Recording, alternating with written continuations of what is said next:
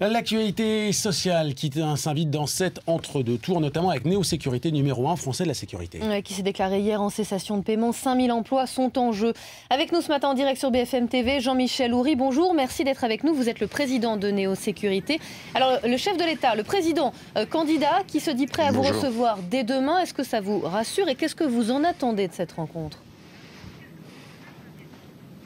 Mais écoutez, j'avais effectivement fait une demande à l'État qui consistait à nous fournir une forme de pré-relais pour continuer l'activité et maintenir les emplois.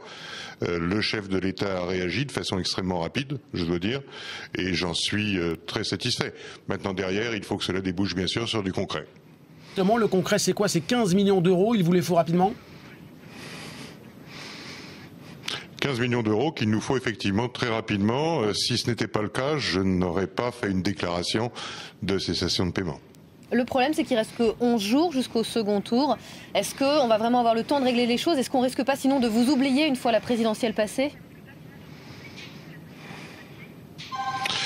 Bien, écoutez, moi je suis persuadé que à partir du moment où le chef de l'État a mis ses mains sur le dossier, nous serons dans le concret effectivement, et c'est quelqu'un qui a l'habitude de gérer dans le concret. Donc j'espère qu'il va continuer.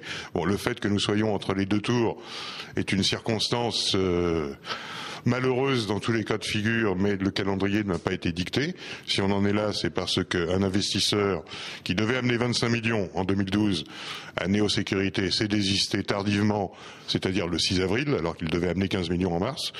Donc je n'ai d'autre choix que de suivre la voie juridique que j'ai choisie. Maintenant, bien entendu, je me suis battu, je vais me battre jusqu'au bout pour éviter cette situation de redressement judiciaire qui pourrait être catastrophique, et bien sûr pour la pérennité de l'entreprise, pour la pérennité de la sécurité en France, car nous sommes présents absolument partout, et puis et surtout pour la pérennité de 5000 emplois, 5000 emplois de personnel qui ont été méritants, qui se sont battus avec nous pour restructurer l'entreprise, et l'entreprise est maintenant pratiquement à l'équilibre d'ailleurs.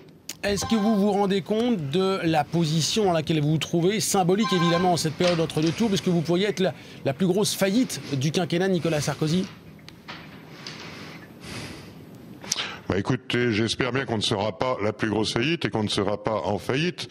Ce que je dis, et c'est mon discours, c'est que 15 millions, 15 millions c'est quelque chose. Maintenant, par rapport à des fonds d'investissement au niveau de la caisse qui sont assis tout de même sur quelques milliards, va-t-on dire, bon, ce n'est pas quelque chose qui est énorme.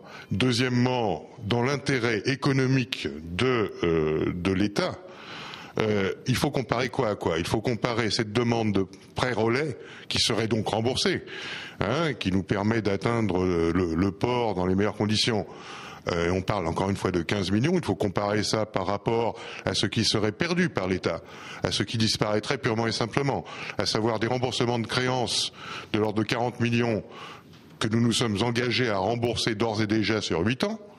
Ensuite, dès le mois de mai, paiement des salaires d'avril par la collectivité, il faut le savoir, et ça représente déjà 12 millions avec les charges sociales.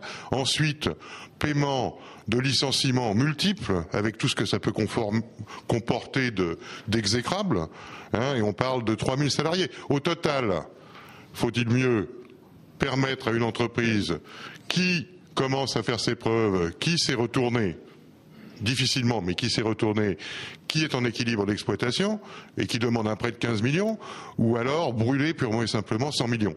Merci beaucoup Jean-Michel Houry, président de Néo Sécurité, d'avoir été avec nous en direct sur BFM TV. Évidemment, on suivra l'évolution de ce dossier extrêmement sensible. On l'a compris.